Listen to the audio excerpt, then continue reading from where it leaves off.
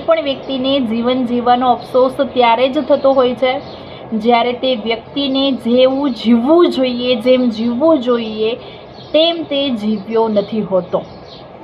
કોઈ પણ ઉંમરનો સંતોષ એ જ જીવન જીવવાની શ્રેષ્ઠ કળા હોય છે.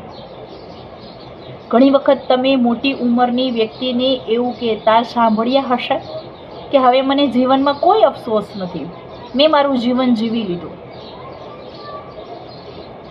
ઘણી મોજ પણ કરી છે, ઘણો માર પણ ખાધો છે, દોસ્તી પણ કરી છે, દુશ્મની પણ નિભાવી છે, જિંદાદિલી પણ બતાવી છે, પ્રેમ પણ કર્યો છે અને સાતમા આસમાને વિહર્યા પણ છીએ.